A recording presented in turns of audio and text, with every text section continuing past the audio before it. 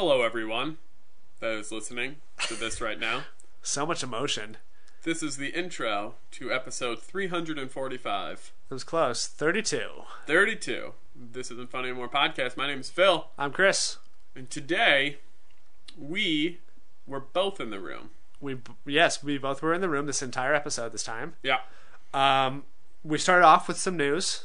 Yep. You know, a couple of updates. We talked about some April Fool's jokey jokes that were going on. Yeah, we did April Fool's. We talked about some Halo. We talked about some Destiny. Yep. We hit the gamut. Yeah, and, you know, of course, Mortal Kombat. We had to hit Mortal Kombat, and I did mention Walking Dead Telltale version. Sure. So we hit all our points. Yeah. If you're playing the drinking game at home, yeah. You're drunk by now. Then we went into, we did something new. We're trying something new. Yep. We both sat down and played Dying Light for the first time. Yep, neither of us had played the game, so it was our first impression. Then we sat down for a while and said what we thought about our first impressions. We just played the prologue of Dying Light, but we had plenty to say about it. Yeah, and when you hear prologue, you're like, wow, they only made it a half hour in. No, we played for like 2+ hours, yeah. So, I feel like that's a long enough time to get first impressions. For sure. But that's enough for you to make you want to listen to the episode. If not, then you're in the wrong place anyways. Yeah. Follow us on Twitter, yeah. Like us on Facebook. And email us on the email box. Yep. Get one of those fancy new email boxes. I think you still put it in your front yard, right? Yeah. You write down the letter and you put it in the email box. Yeah, but when you address it on the address, as opposed to putting, John Deere 123 Fake Street, you have to put John Deere and then the @ sign John Deere AOL.com. Right.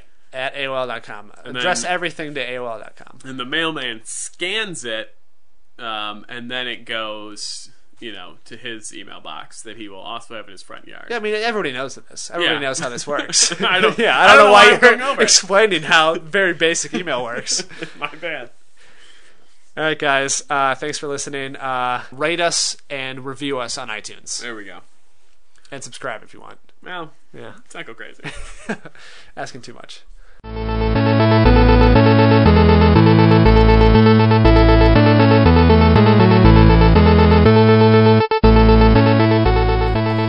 That'll be fun though, just to have them just in the playoffs right now. Yeah. Playoffs are fun. Except for when your team loses, in 5 games to Washington. Yeah. Like last year. And the only game you won is because Mike Dunleavy just, I don't know, had some god powers and scored like 38 points. He saved up all his power-ups to that game. Yeah. Good stuff. All right, everyone. Welcome to this Symphony More podcast. I'm Chris. I'm Phil. And so you weren't here last week. That's true. Do you have like a notebook full of notes like you did last time? No. You missed an episode? I mean, I just listened to it. Uh-huh. I had moments where I went, and I gasped, and then I had moments where I went, and I laughed, and then I had moments where I cried. Right. Unrelated to the podcast. It was just... Oh, yeah, I wasn't actually listening. There was a lot going on that day. Yeah, that was just a rough day. So I didn't compile my Eliza notes like I did last time. Yeah. One thing that happened that I cut out of the podcast, because we were just chit-chatting, was I talked about Turok with him, and he agrees that game's garbage. How dare he? And we shouldn't be friends anymore because you made me play it. Well, no, he didn't I don't say want that him part. on the podcast anymore. Yeah. Yeah, I'm sure if you get to talk to him next episode, if he's on, you guys can talk like Final Fantasy or like RPGs and stuff, because he's into those. Or I'll just bring up Turok. Yeah, bring up Turok. It's not like you like it. You know it's a bad game. I'll bump it up like it's the best game in the world. Have you played this game? It's Turok. It's for the 360. It's amazing. Yeah, it's pretty great. Like, forget everything you knew about the N64 version. Yeah, you play as a super soldier. Yeah. And you get to kill dinosaurs. This isn't your grandpa's Turok. So some house cleaning, I guess. Jake responded to the what arcade cabinet do you want? Yeah. And he said Terminator 2. Terminator 2. And I'm assuming he meant the there was like a stand-up game with 2 machine guns. Yeah. Right, and it took place during the Future War, so it was just about, it was kind of like a side scroll. It was like an on-rail shooter, basically, because all you had was the guns. It was like your House of the Dead. It was like your Time Crisis. But you got to fight robots in the future. And they were, if I remember, they're huge guns. Like Time Crisis and House of the Dead were just like pistols and shotguns. And if I'm thinking of the Terminator Cabinet, it was like a I think they were like mini Uzis is what they were. Oh, were they? From what I can remember. Okay. It's like they were, Uzis on a swivel. Like you couldn't just hold them and point where you wanted. It was kind of like a left and right situation. Mm-hmm. And then you had your grenade button on the side. But it was a lot of fun because it took place during the Future War. And you got to see like there's like hunter killers coming down and a bunch of different robots and stuff in your face. It was a hard game. Yeah, I was gonna say I remember dying very quickly in that game. I mean, it's definitely ate a lot of quarters, but that was kind of their goal, I guess.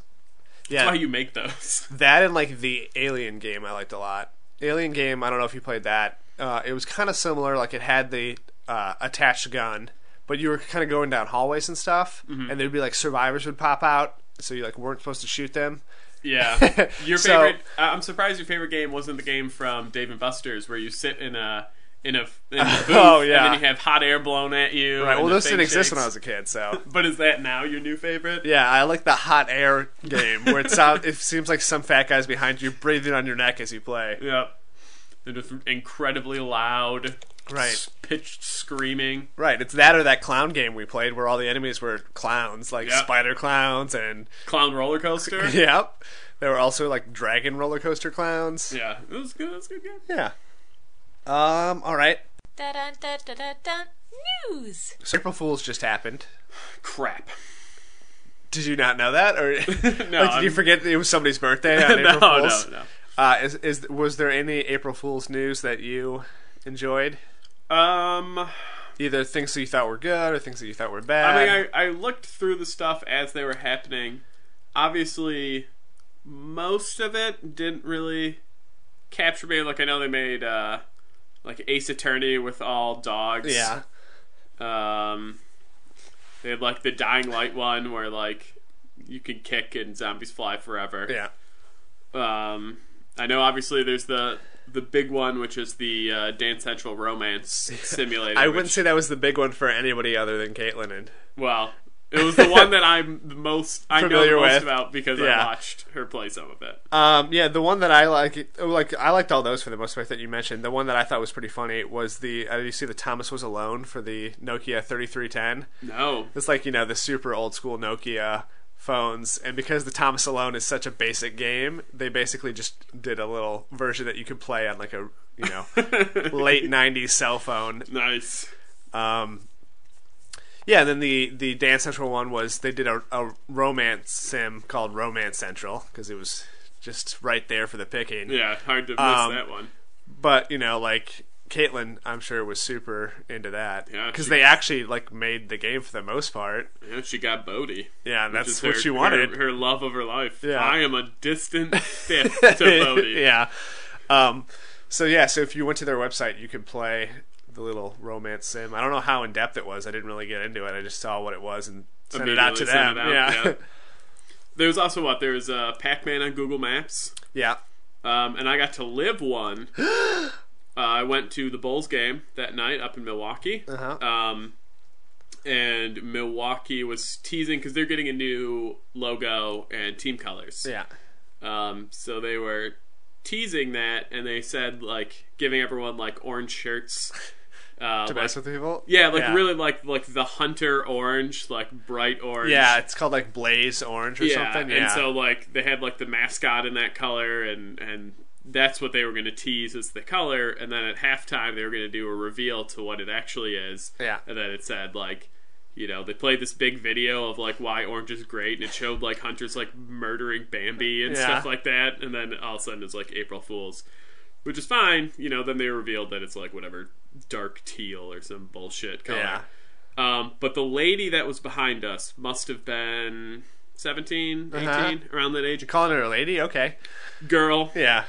She was so upset that they had orange as the color that's all I heard for the whole first half of the game. Is her bitching about how she didn't want orange to be colored. Then when they made it April Fool's, she screamed so loud I went deaf for a quarter. Yeah, your ears were ringing. It was loud piercing in my ear, so happy that it was April Fool's joke. And I was like, we can't go to a game ever again. Because every time we go, we get stuck in front of the most annoying person in the entire stadium. Yeah. There's probably a lot of those there. That's the problem. Yeah, I think I just need to get on the court. Yeah. Put on a Bulls jersey. That's the solution. Yeah. And then I won't be able to hear them. Yeah. I guess she didn't get the connection. I'm sure if you're not a sports fan, you don't get the connection either. That the Milwaukee, their mascot is the Bucks, who are, deer. Yeah. So the whole idea that they were switching to hunting colors. Yep. Yeah. Yeah, I mean, I got it. Yeah. Because you don't want to murder Bambi right. when your mascot is Bambi's dad. Yeah. All right, that was some good video game April Fools, I guess. Sure. Shut up. Yeah, and the other one. Shut up. So the other one was, this will tie into what we talk about later, but was Dying Light, and I played it for a minute just to see what it was like with the differences. So they came out with like a little PSA ahead of time saying that, like, I guess in the game there's this medicine you have to take to avoid becoming a zombie. Mm-hmm. And for 24 hours, the medicine was unavailable in the game. And so you had all these side effects, which made you, like, rage out, basically. So it just kind of made you a super soldier. Yeah. So you could, like, run real fast, you could punch people real hard, and you could, like, kick people, and they would go flying, like, forever. So I ran around and played that for a few minutes. It was fun. It made me want that to be the game. I was almost going to say, so, like, we don't want to get into it too much because we talk about it later. I would have almost been like, let's try and beat the game during this that way, moment. right? Yeah, like, it certainly was easier hours to do everything. Like, especially at a lower level, it was way easier to do anything.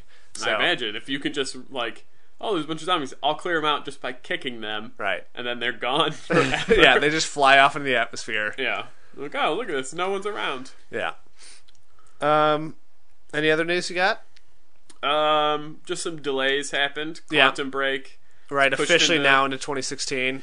Something that we mentioned Legend earlier. of Zelda Wii U has now been pushed in 2016. That's not a surprise. Everyone knows that was going to get pushed back. But with their possible new console announcement, that's huge, I think. Because now it's coming out even closer to the end cycle. Right. I mean, there's obviously no new news on the console, but... Yeah. There were some other delays that I think I heard about, but, that's just the life of gaming now. Yeah. Is that the first release date is never the correct release date. No. And, in this sort of cycle, this is sort of the cycle or the year of broken games. Yeah. I'd rather with delays. Have a delay if it comes out correct than come out on time and then a 600 gigabyte patch like day one. Yeah. So before this podcast started recording, I showed you the Halo 5 live action trailer that just came out. Yep. I saw it. I knew, like, they had been sort of teasing it for a while, but I didn't know when it was going to air because I didn't really look into it that much. And I just saw it, like, while I was watching TV. And it's a 2-part live action commercial. It's basically the same story, but from 2 different perspectives. It's 2 characters walking towards a statue. Yeah. And on either version, the other character is lying there shot. Yeah.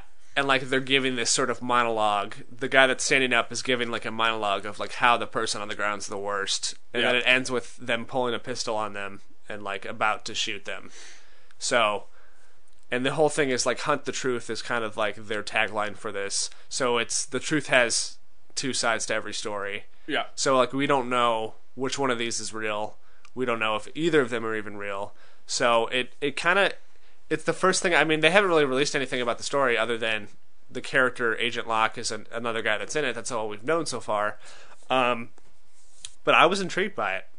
I mean, first of all, the production values are, of course, very high. Yeah.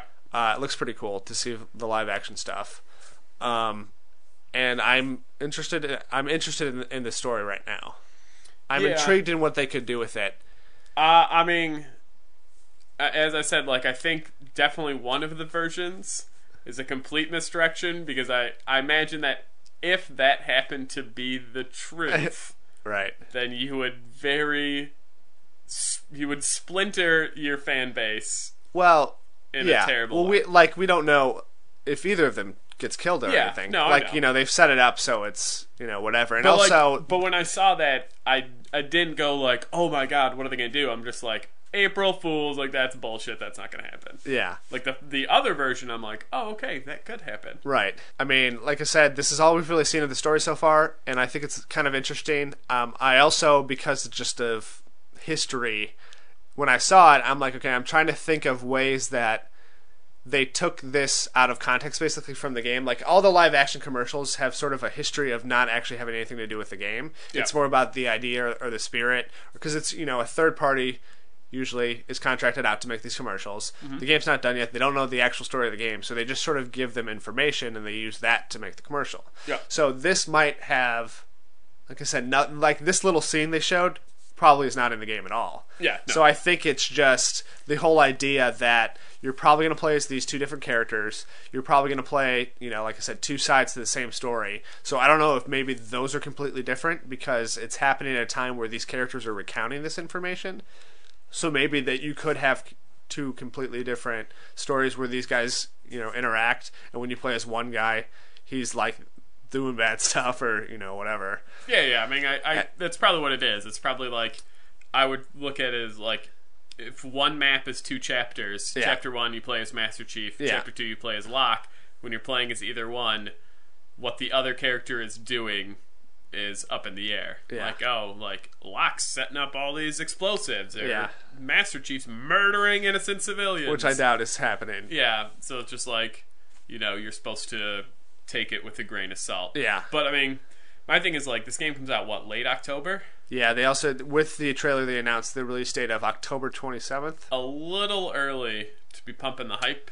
Like, these are commercials, which I think is crazy because most people, at least in my opinion, don't pre-order games anymore. Like, people have been burned by the pre-orders, at least that's how I feel. Well, if they're going to pre-order, they're going to pre-order, like, the week before just because they want the pre-order bonus, not because, so I think they think it's going to go out of stock. Late March, early April to start getting these commercials out there. I'm like, wow. Like, if I saw that, I'd be like, oh my god, I'm so excited. And then I have to wait 6 months before I can go, oh my god, it's coming out now. Right. Yeah, I mean, I agree with that. I think I just will note that it's weird for a Halo game to come out in October because they usually come out in September. Yeah. They usually are the first game of that sort of fall rush. Like, it's November is when the Call of Duties and all that stuff come out. Yeah. And so even though Halo started releasing in September before those games started coming out, like, it gave Halo a couple of months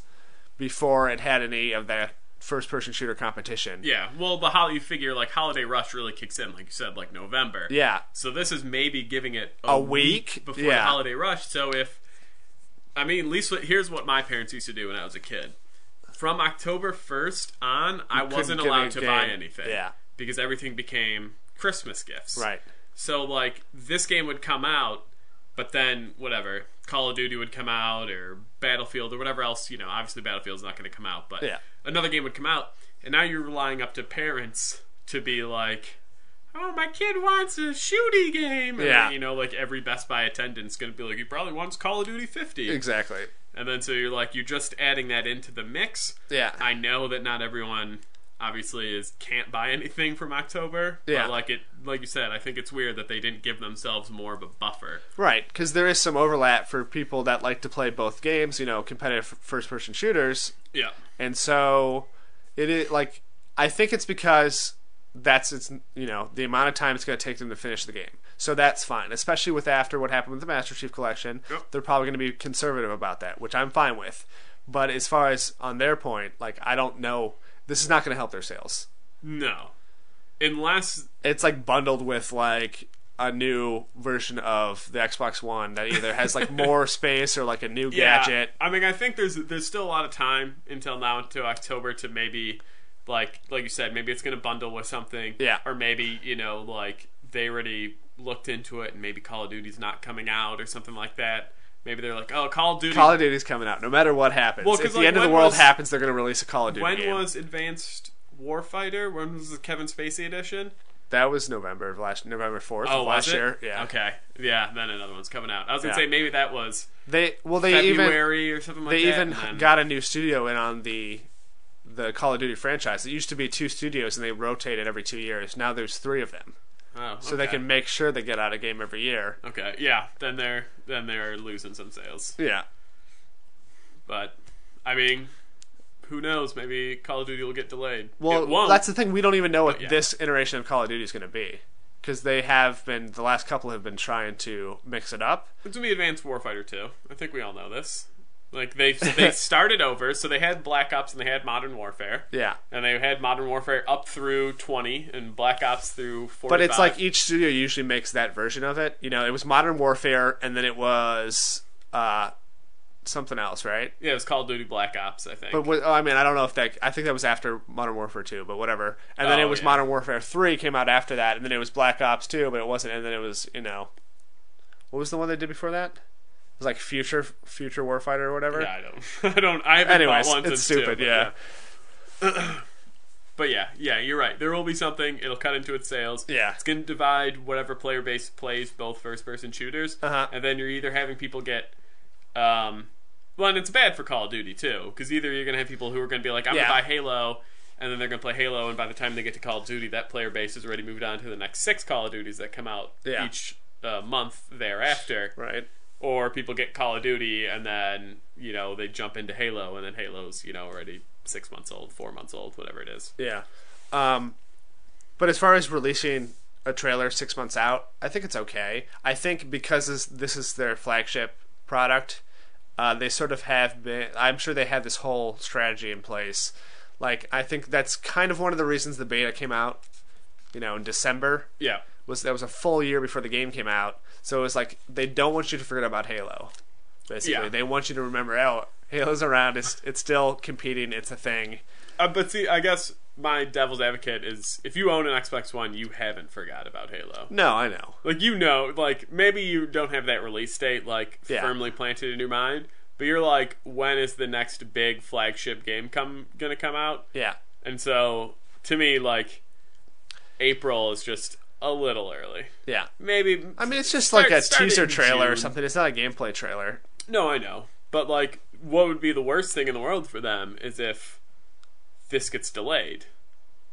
It probably won't, because we're getting close to now, but if all of a sudden Halo, they're just like, listen, we tested it, big bug, and now it's going to be pushed back to January. Yeah. Now you're hyping things that now you have, you know, your commercials running in April. I'm sure they have newer commercials going to run in May and June, and then all of a sudden you're just like, okay, well, now it's January. Yeah, I mean, I don't think it's going to get pushed back just because Halo's never gotten delayed, no matter what kind of problems they had in production. Now, that was back when Bungie was running it. Yeah. So, like, you know, 343 has really only come out with a game and a half, and one of the half game is the one that was a disaster. So my guess is, I mean, they definitely want to avoid the same disaster of the Master Chief Collection. Yeah. But I don't see them pushing back the date because so much money rides on being there for that holiday and promoting. There's millions of dollars in promotion they do. Oh, I'm so sure. They I'm rather sure have Microsoft has got the hand around the throat, just being like, you will release this on. I think it's more October. likely that they release it and then either hire a bunch of people or make everybody in the studio work on coming out with a patch to fix it in the first week or two. Yeah. Then release it on time. Yeah. So I am upset about Quantum Break though. Like, we saw it coming. And a couple of other things, I guess, that we called. Child of Light is the Games for Gold for Xbox One. Remember, I said I didn't want to buy it because I felt like it was going to be released at some point. So April is double games month. So if you have Xbox Live Gold, you usually get 2 games a month, and you get 4 games this month. Yeah, I know 360's Gears of War, Judgment, and something else. And something else. Yeah. I don't remember them. I've honestly stopped, like... Well, because you don't like the digital games or anything, so you're not going to download them. So well, they used to do one digital game and then one arcade game. And the arcade game you get, because that's the only way you can get it. Yeah. But now they've just been doing, like, now only... Well, people are complaining, like, we don't want arcade games, we want real big games that cost $20. Yeah, so, well, those people are douches. Yeah. Just another thing about Gears of War Judgment, too, is there was an achievement in the game where you had to get 30 special event badges, and the special events were like once a week, there'd be a special playlist, and if you played that playlist, you got the little badge, right? And it would only happen once a week. Sometimes they would go a week or two without the special events, or there'd be times where it wasn't actually unlocking for you. So basically, you had to play the game for 30 weeks before you got that achievement. And now that it's coming out the week before it came out, and they know it's going to be free for everyone now, they're like, okay, we're going to change it now where you can get them every day. So you can just play it 30 times and you'll get it. So it's really annoying that it took me, 7.5 months to that was the last achievement obviously I had to get. Yeah. But I still, every single week, I had to put that game in my console to get that achievement. And 2 days after they changed that, the TA score went down like 600 points, which is huge. So not only was that an achievement that I spent a lot of time on, that I'm losing points now, and I have to make it up in the stupid TA contest. But it's like, I spent so much time, like, that was an achievement that I was proud of, that I stuck with. That was their version of, like, the seriously achievement that the Gears of War franchise usually has. Yeah. And it was by far the easiest of that type of, longevity, play forever, do a bunch of things one. But then to just take it away because now a bunch of people are playing it for free, that's super annoying. Yeah. Because now that means, not only does that mean it's super easy for everyone to get, now tens of thousands of, if not millions of people are going to get it now. Yeah, so it's going to go super way down as far as the TA points go. And then it's like, no matter how hard you worked for it, people are going to look at it. The people who will look at achievements and be like, this is kind of an easy one. This is like a ratio of 2, and you're like, God damn it, son of a bitch! I spent years of my life. Yeah. And another thing is, we talked about the MKX mobile game. And you can get skins. That's what it unlocks in the normal game. They're saying it might unlock some other stuff because they're just sort of teasing at this point. They're waiting until we make an announcement and then they copy off of us. But the 2 of the skins they showed off in the game were Mime Johnny Cage. So it's Johnny Cage because he's he's a big talker. He doesn't stop talking. He's always trash talking and stuff. He's dressed as like sort of a early 19th century mime. He's got like the spandex and everything. He's even got like a little bowler hat with a little flower in it, and he doesn't talk. So that was kind of their twist on that. And then like Farmer Jacks. But I guess a lot of the skins that they have in them are probably a little bit jokey and fun. Yeah. So then I'm fine with it. Like I said, I mean, like, I'm fine with them just unlocking skins, and whether or not I find the game fun, the mobile game fun to actually continue on, then I feel like if I put it down, I'm not really missing anything. Like, I'm missing Clown Sonya outfit, but it's not going to affect my game in any way. Yeah, it's just an added bonus. It's not like a necessity. Yeah. Another thing is they showed that, first of all, it looks really great. Like, they showed it on their live stream of the guy playing it. Like, there's a lot of intricate stuff, but it looks like basically a lower res version of the game for the most part. Okay. Like when you do a move, it'll do like a special move or something from the game. Like it shows the 2 fighters on the screen, and there's even fatalities in it where you do it's like a little quick time event, like swipe left or like tap these 2 things to sort of time with the fatalities that are happening. And there's like X-rays and other things. There's like factions and living towers, and all the things that are in the game are sort of like in this mobile game. So interesting. The way it looks, though, because it looks so nice and everything, I don't know if it's a free game. I always assumed it was a free-to-play game. Yeah, I mean, you'd hope it is. Yeah. I'm sure there's microtransactions for sure, yeah. But I don't know, like, is it like a $2 game or something? Because that would change my opinion on it. Oh, yeah. If you're going to charge for me to play a game for a chance at unlocking something, then I'm not okay with... I get to play for free, and if I want to dedicate the time. Well, it's supposed to be like a game on its own, obviously. If you tie it into your console version, great. And then you get benefits both ways, they said. But I guess they want it to stand alone on its own, which I think, it's a fair thing to do. But don't make me pay for it. As long as you're not making me pay for it. I have a feeling they'll make you pay. If they want it to be a standalone, too, if they're just like, hey, we want people that not only own Mortal Kombat, the console, but people who just want something to play on their phones. Yeah.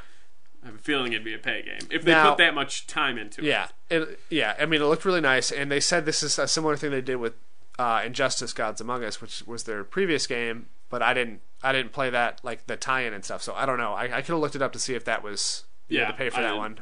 I didn't check. Probably not. I'm going to say probably not. So, Evolve DLC came out, which I think is the only planned DLC that I know about. Okay. So you get 3 maps for free. Everyone gets those maps, so it doesn't divide up the player base. Then a new monster came out, which is a behemoth, this giant like rock monster. He's pretty cool. He like rolls around places. He can't like jump. Okay. He can't like fly like some of the other characters. But he's got a lot of strength. Obviously, he's got way more health than anybody else. But because he's so slow and cumbersome and he's giant, he has a lot more hit points and stuff. Yeah, yeah. It's cool. He's got like a giant tongue that he can like grab you and pull you in, or he can like shoot fire or make rock walls appear. He's pretty cool. But all the different hunters that came out too. So one of each hunter class came out are pretty crazy. Like there's like a bug character. There's a guy that's kind of like a cyborg. There's a guy that has a pet like bat. Sure. And then this other like it's all just kind of weird crazy stuff. Like they don't really look like any of the other characters already in the game, which I think is probably a positive thing. Yeah, I mean, you don't want to swap, like, oh, this guy has facial hair and this guy doesn't. Yeah. But they're all wearing the same outfit. And those you had to pay for. The pricing model just doesn't make any sense to me, though. I guess the season pass, which I think just comes with these characters, as far as I can understand, is $25, which is super expensive, I think, for 1 monster and 4 hunters. Plus, you get some skins or something. Yeah. But if you buy them individually, the monster's $15, and the hunters are $8 a piece. So that's $50 Jesus. if you buy them individually. Plus, you don't get the bonus skins or whatever. So, like, if you're going to get any of these, I would highly recommend the season pass, which is 50% off any of these games. Usually it's like $5 off tops, right? Yeah. And so for it to be 50% off, I still think it's priced way too high. Well, that's the thing is, like, I guess you have to wonder, is anything else... I mean, I know they only have 1 announced DLC, but you have to be like... Even if there's a chance that there's anything else down the pipeline, then you have to get the $25 one. Yeah. Because it's just like... I don't know, I really only want the monster. Right. Maybe I don't care about those characters. So you spend your $15 and you save yourself $10 and you feel good about your life. Yeah. But then if another pack comes down the line and the monster's another $15, like, oh God, then you're what like, have I done? I should have just bit the bullet and paid it at the time. But yeah, I agree. $25 is insane with only 1 announced DLC. Yeah. If you're going to tell me, hey, we have 4 packs coming, and then you can be like, okay, it's whatever, $7, $6 a pack.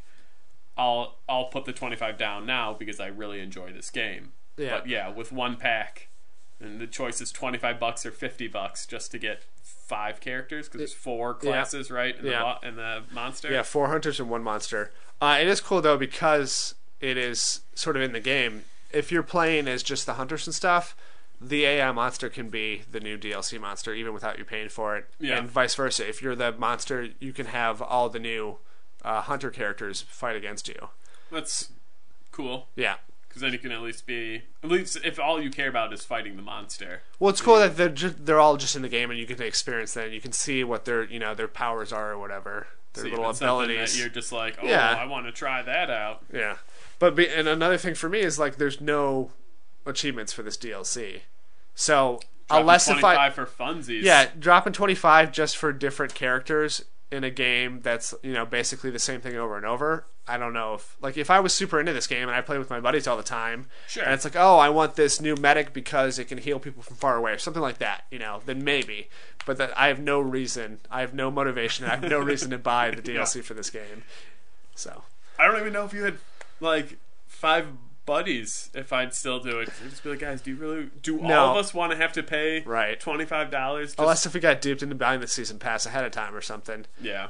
I guess I think it was like it's been on sale. Evolve has been on sale on the Xbox store. Okay. So not the season pass on its own, but like if you bought the game or if you bought the deluxe version came with the season pass, then it would be fine. Because basically you paid $60 for the DLC version. Yeah. Which is normally how you would pay just for the game. So if you bought the digital version, the digital deluxe version, then it was a good deal. But still pretty cray-cray. Also, the mobile game that I've been playing got an update also. So now it costs you $10 to log in. Kind of. So there's an update now where before there was this like point system in the game. So there's like 2 currencies. Currency that you got from actually playing the game. Yep. And then Currency that you money. could buy, right? Yeah. So they gave you like 1,000 of that to start with, and then when you ran out of it, like I used it up because I didn't realize that you couldn't get more while playing the game. I just stopped using it, and it was like, oh, you can buy like damage booster or like a shield booster, one of these things before each round. But once you ran out, there wasn't a thing like I'm sure if you clicked on it and tried to do it, it'd be like, hey, do you want to buy some more? But that wasn't on the screen. Now there's a giant buy button that's like flashing red anytime you try to do anything. It's like, hey, buy more points, buy more points. Yeah. And they also added challenges into the game. So I don't know if they're like weekly challenge or whatever. The first one just started like right now, like 2 p.m. Central Time, and they rank everybody that plays the game. You have to do these special missions, and you get points for it. And depending on what tier you end up in, you get different unlocks for the actual game. So you get like, it's basically the top tiers. You just get like weapon skins or character skins. Wow, what a deal! Right. I want a weapon skin. I want it to be blue. Yeah. So I don't know. I mean, it's fine that they're adding things into the game and giving you more incentive to play. But they're really pushing now the microtransactions. Yeah, there are some games that are... I mean, pretty much every mobile game now has microtransactions. You're not going to escape that. But there are some that are just definitely more like, give us money now, please, like in your face. Yeah, which it wasn't before. And those are the games that are just like, I don't know. I don't want to have to hit no like 10 times before I can start the game. And accidentally hit yes that one time. Yeah. Because the touchscreen didn't do it right. And I, like, even though I'm playing the mobile game a lot and I think it's fun, I have no desire to play these challenges because all I care about is getting the points that boost up my actual evolved hunters. Yeah, so then you can level up them faster. Right. And I don't care if his skin is like Arctic White, which is what this skin is this week. Yeah. To win. It's like I'm not going to play this to be the top 100 people to get that skin. What if there's only 99 people playing it, though? That'd be yeah, maybe. But it's like it divided it up to, I think, the top, like, 150,000 people get something. Okay. Whether or not that's just random points in the game. But, like, there are, like, 6 or 7 tiers that you can end up in. Also, April Fool's thing that I forgot about. Destiny had April Fool's, where if you went to the website and you went into the character screen. Was the April Fool's that they actually had a story? Yeah, that's everyone's joke. Go online, it's everybody's joke. Boom! Yeah. Is, like, there's a little thing that is similar to the in-game version of when you look at your character. You know, you got your character in the middle, you got your gear and your armor on the side, and your weapons and stuff.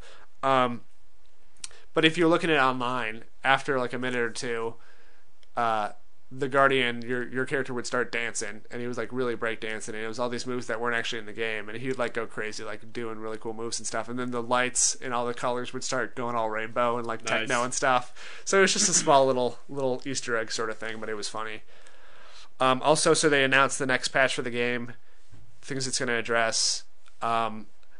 A lot of people were quitting out of some of the strikes because they were too hard. One in particular took twice as long. I heard that was in like there's people that are joining them and then just like making it idle. So well, then, that's another thing too. Someone else gets all the kills. So you can still get experience. They said they're finally going to ban habitual like non-players basically, because the thing that you could do is you're in a playlist which keeps connecting you to games, right? And then all you have to do is sit there while the other players go and do all the things, and you still get the reward at the end of the mission, even if you don't even shoot a guy. Yeah. So people were just sitting there forever, making it harder for people to beat it because they weren't doing anything, and they would still get all the rewards. So they said if you're habitually doing this, if you're getting reported a lot, obviously they have all this back-end data too. They can see if you're not actually playing. Yeah. They ban you from those activities. They give you a warning first. If you don't listen, they ban you from those specific things that you were doing that you weren't moving in. They don't ban you from the entire game. But if like, oh, I kept doing strikes and I was not playing, you're banned from strikes for 48 hours or something. So, I mean, that's one thing. Also, like I said, they're addressing the different, why people were quitting out of different things because they didn't like it. Yeah. Like the one Mars strike, it took twice as long as everything else. There was a lot of steps. The boss was super hard. And it had the lowest completion rate. So they nerfed the boss. They took away like a third of his health. They took away some of the shields of some of the other characters that were in that fight also. That made it a little bit harder. Long, yeah. And they're finally fixing some things in the raid that had been problems for a while for the two bosses. But the main thing is they're increasing the size of the vault, which is where you store all your stuff. And now you could have 20 of items, 20 guns, and 20 just random miscellaneous things. And so that was across all 3 of your characters. If you had up to 3 characters, you couldn't have more vault space. Yeah. And because people have been playing so long and they've been collecting weapons and gear and all this stuff and they want to keep it, yeah, they're expanding it. So now you can have up to 36 different guns in the vault, which is huge.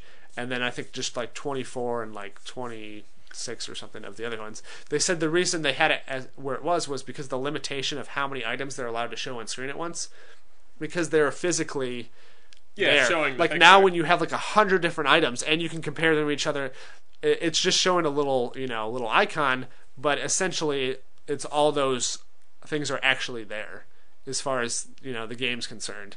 So because of that, on the 360 version and the PS3 version, you can no longer do like real-time comparing of all your items just in that vault screen, just because the memory limitations. Okay. But I think that's a small price to pay for having a lot more space now to deal with stuff. Yeah, I mean... And they said that was kind of... Because when there's a new DLC that's coming out soon, and there'll be even more weapons and gear and stuff released. So they wanted to make sure everybody could have one of every item in the game, like special item. Also, I don't know, I just been playing Destiny a lot. I can't stop playing it for no reason. Going back to it? Yeah.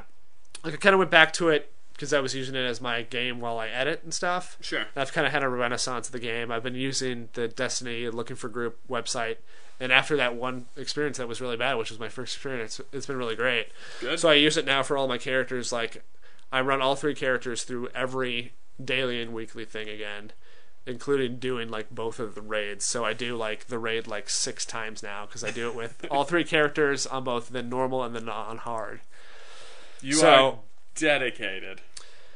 Well, the Crota raid takes 20 minutes now. It's super easy and super short. Well, people still, are like cheesing it, but like you think 20 minutes for one playthrough, you're going through it 6 times, right. So you're doing 2 hours worth of work just on that raid. Yeah, usually by Wednesday though. So the weekly changeover happens on Tuesday. By Wednesday, I'm pretty much done with all that stuff. I still do the dailies now and then just to get gear, but like I have a stockpile of like every element, every upgrade material. I have like thousands of guns that are like max level, but I haven't used the resources to actually pull them up. They're like you have to have experience to unlock, the next little thing, and then you have to use money and stuff to actually implement that upgrade. So I have the ability to upgrade all these things and all these gear, but I don't want to spend it because that's what I did last time. It's like, oh, I spent all this resource material upgrading all this gear, and then when the DLC then they reset out, everything, and you have to start over anyways. So now you're just gonna hold out. So and now see, I'm like we'll I'm gonna go to the happens. max without having you can get up to the last skill tree without having to spend upgrade material. So I'm getting them up to 80-90%. maxed out because I can still play with it and do all the things I need to do. Yeah. Sure, I'm not like a boss on everything, but it's fine because I can just use it to mine more material for my next character. Then hopefully they don't release any patches that fix all of your guns back to level 1 and you'll be set when the next DLC comes out. They said they know that was kind of a mistake for the last DLC and they're going to try not to do that again. I don't know how they're going to get around that though. Because they're upping the level for everything. They're upping the cap for damage level on your weapons and for your gear. So does that mean all the stuff I have now is just useless? Because that's worse than having to re-upgrade everything. I don't know. So because you had the most annoying thing is if you had either gear or weapons that you wanted to upgrade, right?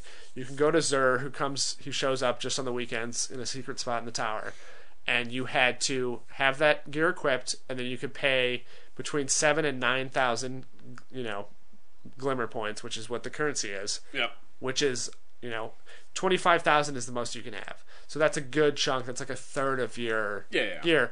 And so you had to spend that, and you had to use an exotic shard, which you can only get from dismantling exotics. So you had to already dismantle a weapon, then use one of those shards to upgrade another weapon, which wiped the progress, and you had to start over. And then to fully upgrade that, you needed yet another exotic shard. Sure.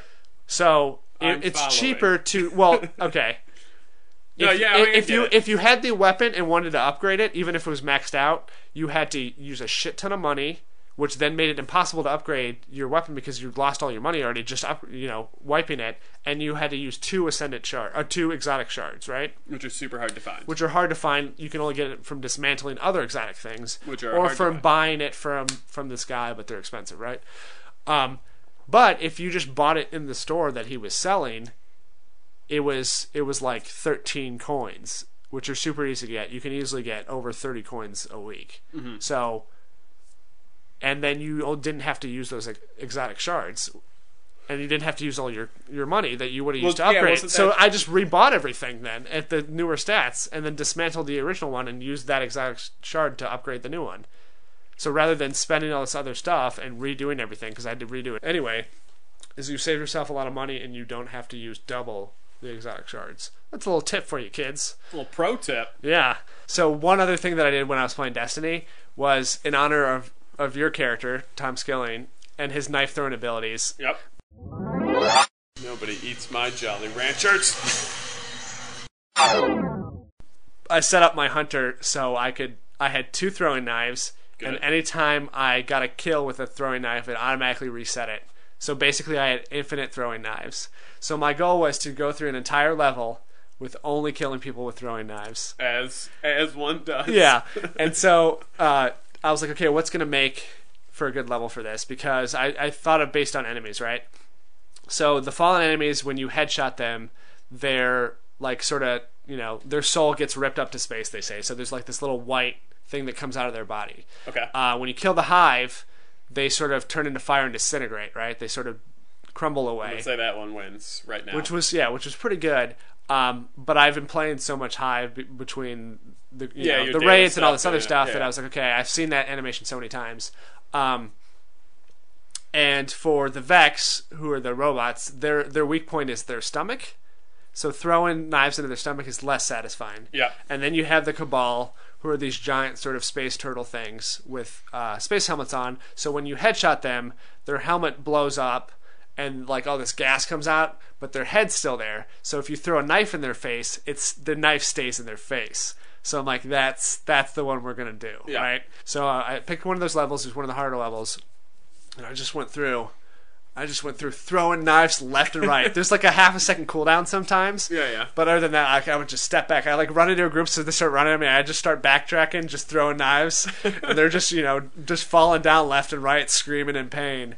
So I took a screenshot of one of them with like a knife right in his eye, which was hard to do. I had to record the video and then I took the picture on my phone. Yeah. So it's not super great quality. That's fine. But there was a lot of Cabal with knives in their face. So good. Yeah. I mean, so you would have been proud. I mean, Tom Skilling loves his knives. Yeah, but I he think cleans them every hour. If we ever get a chance to just play Destiny again, you have a chance to play casually, I'll let you play as that character just so you can wield the full power of all the knives. That was the best part. Yeah.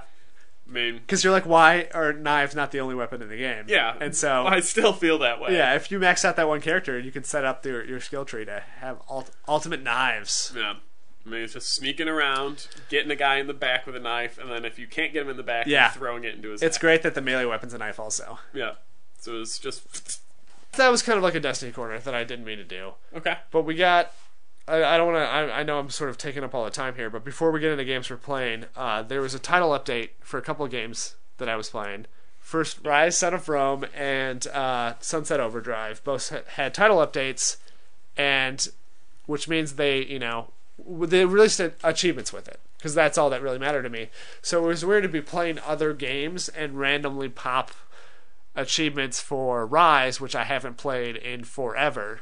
So Rise was a real dick about it because they released a title update that basically... so you were popping these when you weren't playing the game. I never put in Rise, okay? I was playing another game, and it was like achievement unlocked, Rise, gotten 1,000 executions in multiplayer, which is one of the ones that I unlocked. And I was like, what? So I went and looked at it. They released a title update, and basically what it was is, within that one title update, if you got any achievements, which I did without even playing because I had already hit those criteria, which was a good thing, but because there was other achievements in that pack, which is basically going to force me to buy all of the other DLC that exists. Because they found a way to give me other achievements that then tithe into, like, if I want to complete the title update pack, I now have to get other stuff. And I popped one other achievement from a DLC pack that I didn't own. Those are the so worst. now I have to, and what's super annoying is, like, the season pass has been on sale now and then, but I never got it because I don't care. I don't want the DLC for this game. Yeah. But now I have to get it, and they're all like $9, $10, $15 a piece, and there's 4 or 5 of them. So I'm just gonna have to wait. I'm gonna have to. This is now an incomplete game. I had this completed well over a year ago when it came out. And so now I have to wait for it to come on sale. This is sitting as an incomplete Xbox One game, which I don't enjoy because I like to keep playing them. You know, I play one or two or three at a time sometimes, but yeah, I play them until they're all 100% complete. Especially you don't want to go back to one of the ones that you liked the least. It's one thing like they do a title update for, you know, Destiny, and you're just like, yeah, I'll go back. I'm enjoying playing this game. Or a title update for Sunset Overdrive, which they did. Right. But then you go like, hey, here's a title update for some throwaway game that you kind of hated. And it was fine if it was just a straight title update. If I had to just go back and, like, one of the things was like, oh, play mission like 1 and play mission 8. And you got achievements for that, which I popped without having to put it back in, so that was fine. But then don't also be like, okay, you have to now play 7 levels of DLC, or get to level 200, which you can only do if you buy each DLC back. Yeah. So that was frustrating. Sunset Overdrive one was fine because that was like an April Fool's Day. Yeah, well, sort of, yeah, and it was. This is the 4th title update, and all of their title updates have not forced you to buy DLC. They're all tied into the original game. So and you can already have met those criteria without having to replay it. This one, no, because it was specifically replay this mission. Yeah. I don't know why they did one 1-point achievement and one 199-point achievement just to mess with people even more. Yeah, because they know people don't like that. But I don't see how you can unlock one without the other. That's what I was going to say, because one is replay the level, and then it's like, I can't believe you just replayed that level. Yeah. So it's like, they both unlock at the same time. Yeah.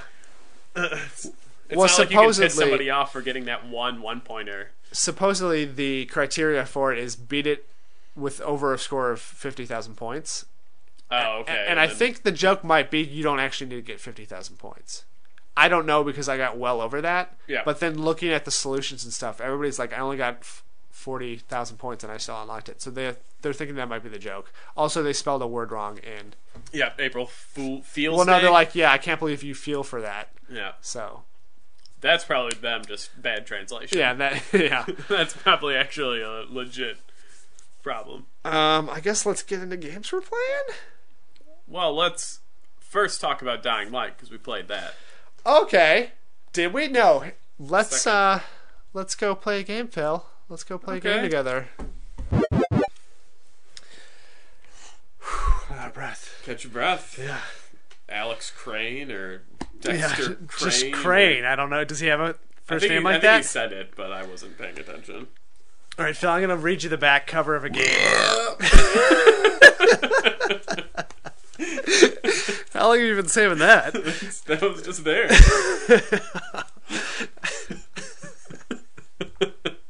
We could probably bottle that and use that as a sound effect. We could sell that. All right, what do you got? Off to a great start.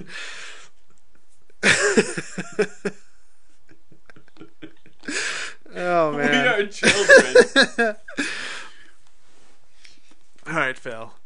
I'm gonna read you the back cover of a game. Okay. You're gonna have to guess what it is. Easy. Okay. Enter a world overrun. Brink. Okay. Close. Enter a world overrun by a vicious outbreak. Scavenge for supplies, craft weapons, and fight bloodthirsty infected. Survive to live another day. If I was to guess, Chris, I'd say that is Dead Island. That's very close. It's Dying Light. Oh, shit! Which we just played. Oh, yeah, I guess I probably should have guessed what I came over here to do. Yeah, I mean, we played for like 2 hours, but we only made it through the prologue. Yep. So what were your first impressions of this game? That it is Dead Island. The game, the movie. The musical. Game. Same companies, right? Yep, same company, same developer. Here's my thing. Yeah. Before we get into I'm sure we're going to do a nice full coverage of what we did. Of course. But if I just do a quick overview impressions, it is too similar to Dead Island to not be Dead Island. To not be Dead Island. The fact that they added parkour, which is I mean, that movement system was kind of in there a little bit. Yeah. I don't know. Not to cut you off. Continue. No, that's it. I mean, it's too much like Dead Island for me personally, right. Having played through all of Dead Island. I mean, the gameplay, except for, I guess, the movement system that's a little bit different, is exactly the same. Yeah.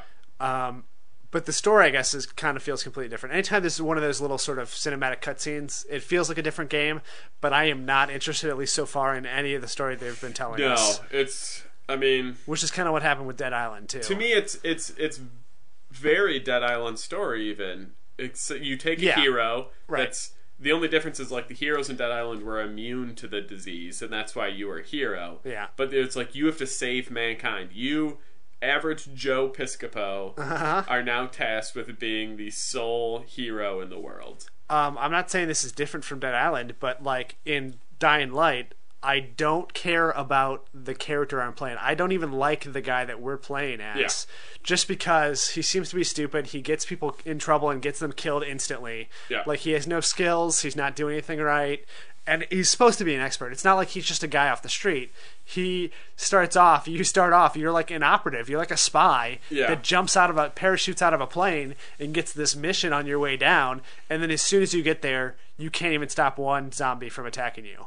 Yeah, I mean, I guess we're supposed to assume that he got clubbed over the head pretty good with a pipe. But still, I mean, I don't think I'd be. If he was an operative, shouldn't he have noticed that there was more than one person around him? Yeah, And then, like I said, because he got that guy killed, that was probably a good guy. Yeah. And then everybody hates you basically because they saved you, even though you didn't even ask for them to save you.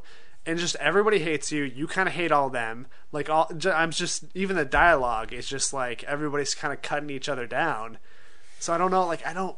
No, yeah, right now, especially, I mean, granted, like you said, we only played through the prologue. Yeah. I mean, it was still a good 2 hours. Yeah. Because we were doing a lot of parkouring.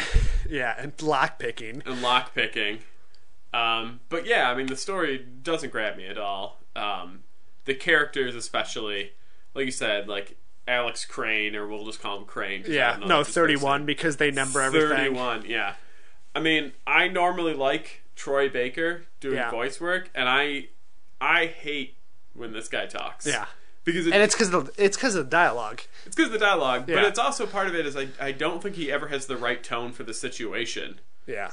When you wake up from being inoperable for 3 days, and you're just like, where am I? You know, like, I don't know. And like when there's zombies around, I guess I'd be like pooping my pants if this was my life situation, and he just seems like, where are you, Dr. Nev? I'm running across buildings and talking on the phone, and no one suspects that I'm an undercover agent. Yeah, it's weird because he doesn't know anybody, but everybody seems to know him. Mm-hmm. And they instantly, like, the way they're talking, it's like they're best friends. Like, anytime he talks to somebody over the radio for the first time, he just is casually talking to them like, oh, yeah, okay, I'll go do that thing for you. Yeah. And like, okay, I'll see what's going on over there. And like, you know, we ran into that safe zone. I mentioned it while we were playing. We just ran and jumped over the fence, and all these guys with machine guns were just standing there hanging out. They didn't care that we just came out of nowhere and jumped into their encampment and started. We could have taken all this stuff they had on the ground. Like, they don't care. Yeah.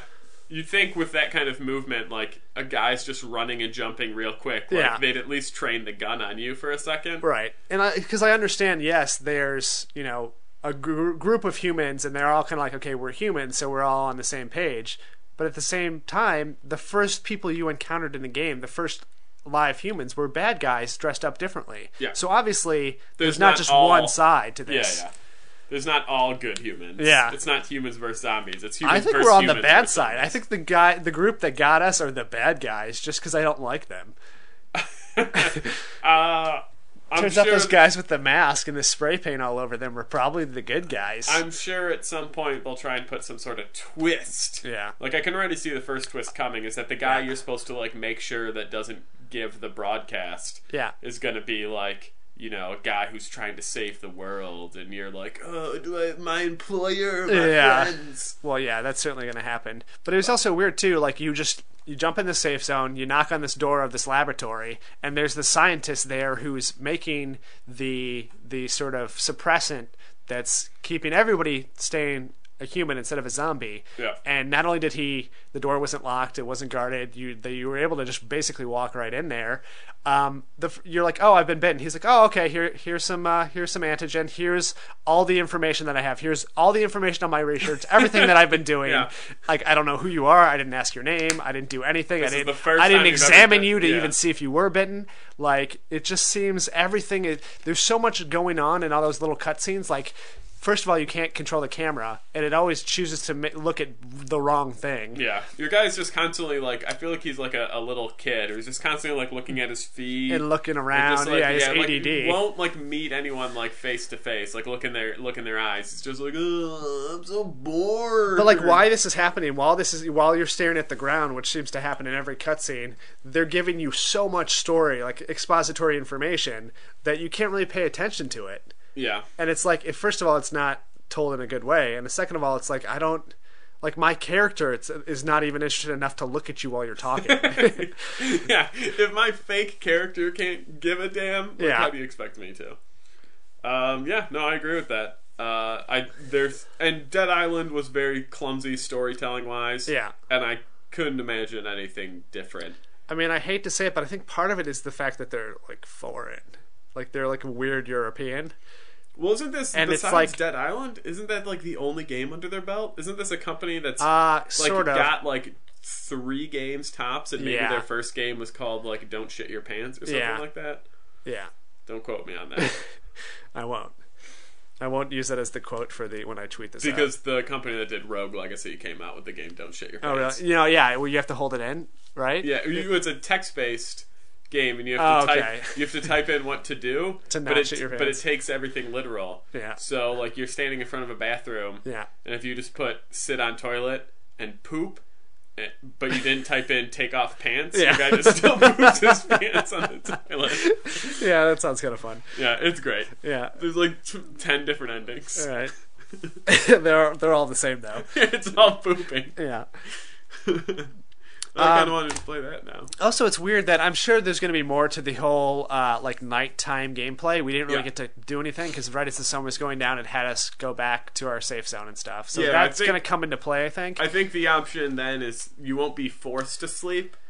You can do night missions, You right? can do night missions, and you can even go out at night and probably scavenge. And I think Yeah. it's just like, I think it's more stealthy because the sort of special infected are coming at you. That's another thing that bothered me. It's like they use so many terms to mean the same thing. They use like every term you can have for like zombie. There was like zombie and infected and diseased and biters and eaters, like yeah. everything there is.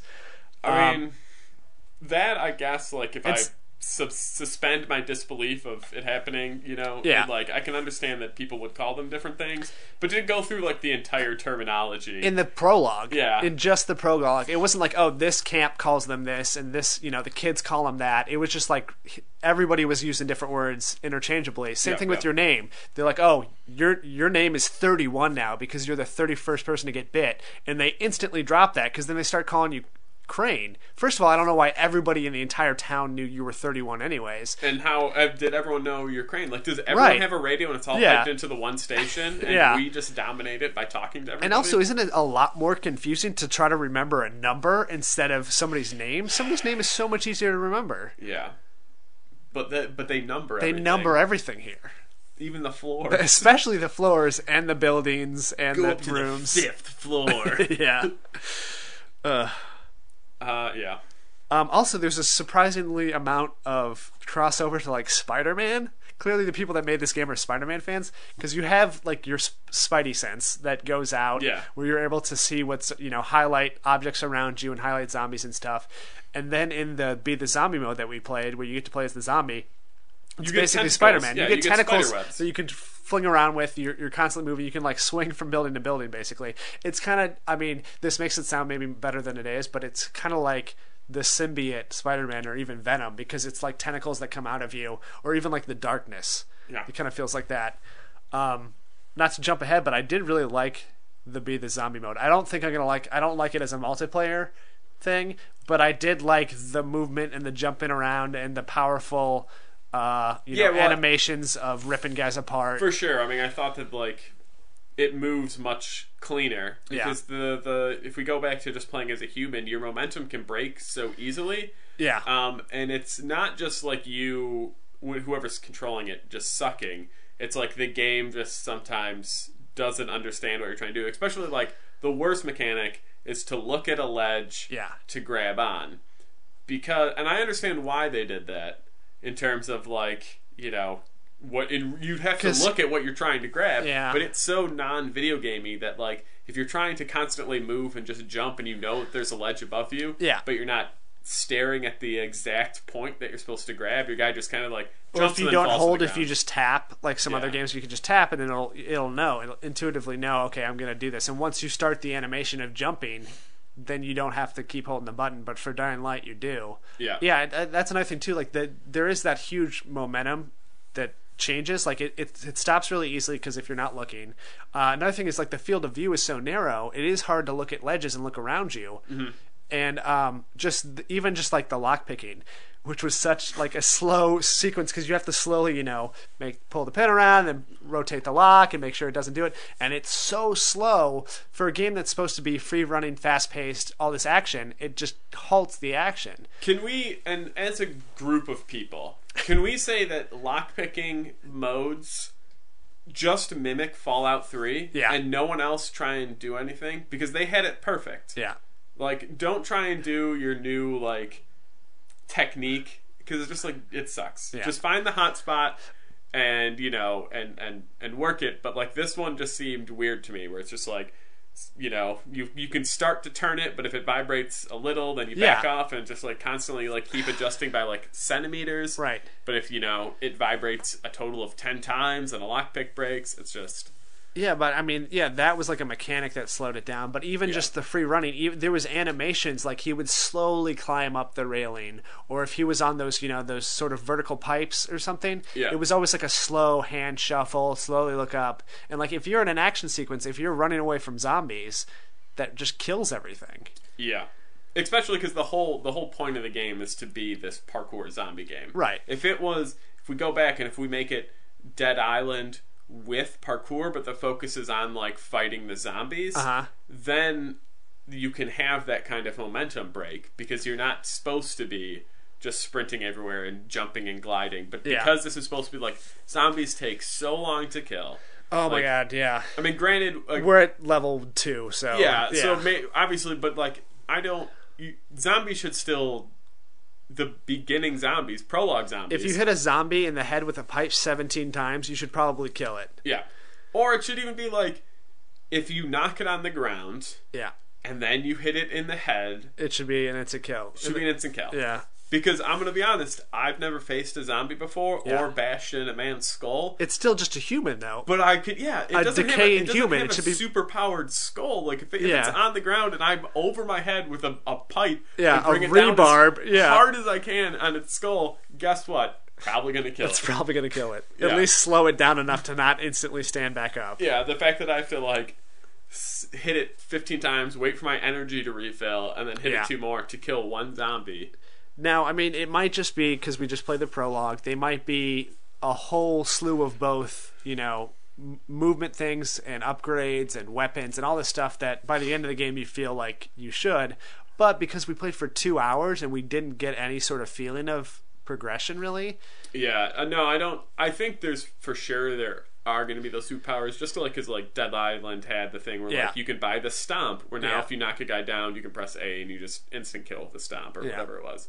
So there's definitely going to be those things, but just because that little video that it showed us for whatever reason when we backed out of the campaign, it showed a lot of big actiony moments and killing a bunch of zombies at once. So I think there's probably going to be other things that we don't know yet. Well, definitely, like even just better weapons. Yeah, obviously you're gonna, if you get a bladed weapon, even like in Dead Island, if you got a bladed weapon, you can start hacking apart zombies as opposed to try and bludgeon them to death.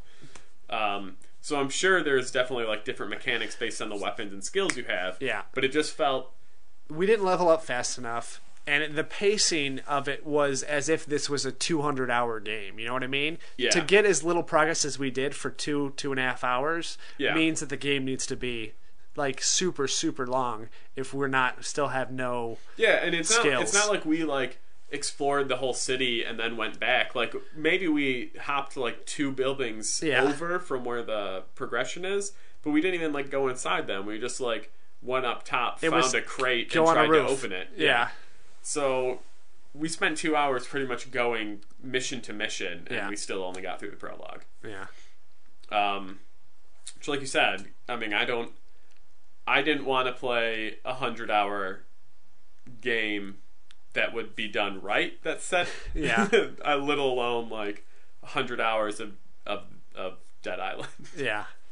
So, I mean, again, maybe it picks up, but it's not even. This isn't a co-op game unless you play online. No, I think because it gave us the option when we went in to do single player only or the sort of online mode, which allows people to come into your game as either zombies. Well, we don't know. We think so. I don't know if the zombie thing is a standalone game where you play as like humans trying to defend or attack, and then there's zombies running around. That might be like a versus mode. But I think there is probably co-op because Dead Island had co-op like 4-player maybe 4-player. It probably is a similar thing. Yeah, I mean, I guess it would have to be. Yeah. And obviously Dead Island was better for having co-op, like every game. Right. But I don't know. And Dead Island just rubbed me the wrong way that I still can't fathom doing another grind fest to finish it. Because the first, I mean, Dead Island 1 was, especially since we're achievement junkies, like hit level 50, you sit there and if you're not using a glitch method to do it, you're killing zombies for ages to try and level up. Yeah. And I just know that it's going to be similar thing. Something similar. Where it's going to be like hit level 50 in all 3 stats. You're like, okay, well, I got my agility up because I've just been running and jumping everywhere. Yeah. But now I have to do my power, which is just beating up zombies. Which it seems like it deters you from doing that, at least where we are in the game. Yeah. Because it takes so long to kill a zombie, and because your weapons break so easily, and you barely level up. Like I would, when I took over control, I would try to purposely see how far we can get as far as the like I don't know what they call it, the weapon mechanic or the I don't know, whatever it was, but it was still lagging behind the other two, which were agility and just survival. Which I think are just the mission. It's mission points, actually running and jumping and then fighting. I will say though, visually it looks pretty good. The graphics are good. The art style I think is appropriate for a zombie video game. It's not as colorful and beachy as Dead Island. It's more dark and gritty. I do have a... But I agree, 98% of the graphics are great. Yeah. Obviously there's Johnny's goatee or whatever his name Johnny's was. Mysterious vanishing goatee. That's super minor. That's nitpicking. Yeah. But every zombie we fought has been in the same clothes as the other zombies. Yeah, all the girls are in bikinis and skirts. Yeah. And all the dudes have like torn off Hawaiian shirts. And the in the Be the Zombie tutorial, every guy was actually the same guy. Every bad guy we fought was exactly the same character model. And nowadays that's unacceptable. I understand that you're going to be killing a lot of zombies. Yeah. So you can't have 300 different character models, but you could have 5. You can find a way to have it randomized. You know what I mean? Like have 20 5 different tops, 5 different pants, and just 5 different colors, and it just randomizes. Mixing and matching. Yeah. And it seemed like every zombie had at least only had one arm. Most of the zombies only had like one arm. Yeah, it seemed, and again, we're only the beginning, but I can't imagine that zombies in different areas look any different. There's probably just your special zombies and your regular zombies. Yeah. And your double special zombies, which are like your head boss ones, like we fought the one. Yeah. So there's probably like the nighttime, super fast movers, which we saw. Uh-huh. And then we saw just regular shamblers, and then, there's going to be your head boss zombies. Yeah, I wonder how they're going to work in the whole idea of 99% of the zombies are slow and decaying and can't move. And then some of them are superhuman now. They're going to be, I'm just going to guess. Yeah. It's going to be runners who turned because the imbecile or whatever the hell that thing's called. Right. That's what the green guy that we saw. That's it's going to be like, the body can only take so many doses. Right. something stupid. I mean, that's another thing I was thinking about too when I was talking about like progression. It would have been cool at least at this point to see like one souped up human. Like, be like, hey, this guy comes in, kicks ass, moves on, or you see him running on a rooftop doing something cool, and you can be like, okay, that's where I'm going to get to. Yeah. But right now, it's just like, I'm like the only guy out in the world doing anything. Everyone's just hanging out in safe zones, which are basically 10 feet apart anyways. Yep. And they just sit there with their machine guns, not giving you one. You have to scavenge for pipes and stuff. Yeah. And like Decks table of legs. cards. Yeah. And they send you on every little mission. Even if they have other people that do this every day, you just basically woke up from a coma and they're like, here, go Make run yourself on this useful. crane, jump off, and turn on these light switches that supposedly we do every night anyways. Well, where's the guy that does that all the time? They weren't even like, hey, the guy that died saving you was the guy that used to do this, so now you have to do it. Because that would have been an easy way to just like replace him, you know? But it's just basically like, oh, we're going to send you on all the missions. And every time you tell somebody what mission you're doing, they're like, oh, that's really hard. I can't believe you have to do that. Yeah. It's like, well, why didn't somebody else do it? Yeah, I mean, it's always been the problem with those kind of games where it's, you know, like Borderlands does the same thing. Yeah. Where there's, you know, it's supposed to be it's supposed to be not very populated, but at the same time there's supposed to be a bunch of looters out there that are doing these things. But at the same time, when you're on a mission, like there's no one else to be found. Yeah. Like, I mean, especially with the new console, like this didn't come to 360. yeah. You know, so they can't even claim like constraints of trying to make a pared down version. I think it's inexcusable that for a new system you can't make shit happening like in the background now. Like you said, you can't have two other runners in the world that like maybe you just see in a distance. Yeah. It's just like only zombies and you until you get to a cutscene. Yeah. There's nobody like on a rooftop like picking off guys. You don't hear sounds in the background of like somebody shooting or something like that. It's just like, nah, just you out there, man. Yeah. Good luck. Also, another thing that bothers me, it's minor, but it just seemed to be kept coming up, was the load screens. So first of all, the load screens, it goes in and out of the load screen. It kind of does this, like the screen sort of bleeds black from both sides, and it's the same animation of when you're dying. Yeah. So sometimes you don't know. It just is it loading? Did I achieve my goal, or am I dying right now? Which was stupid that it uses the same one. But it recaps. It gives you a vocal and text recap of what you just did or are going to do. And then you have to press. It's like a really long load screen, which I think nowadays is unacceptable too, because it loaded it on the hard drive. Why are there so many load screens? Then you have to press A to continue on, even though you could have been sitting there for 10, 15 seconds, and then it still makes you press A to continue. Yeah. On a load screen.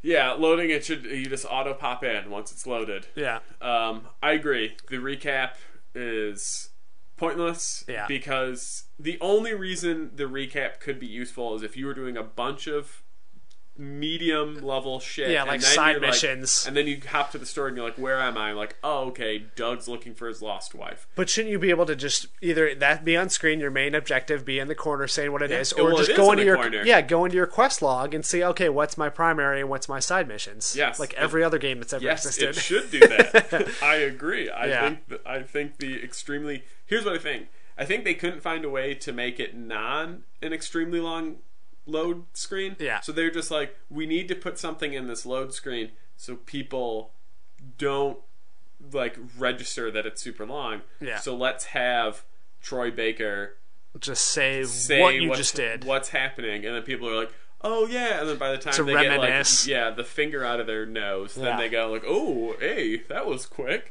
And the whole A to continue thing is either one, they know that it's so long that people probably put the controller down and go do something else while it's loading. Yep. And that way it doesn't just start the game without them.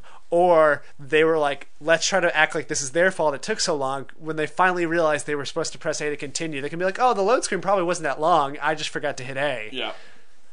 Yeah, it's, again, like you said, like inexcusable for a game that you have to put on your hard drive. Yeah.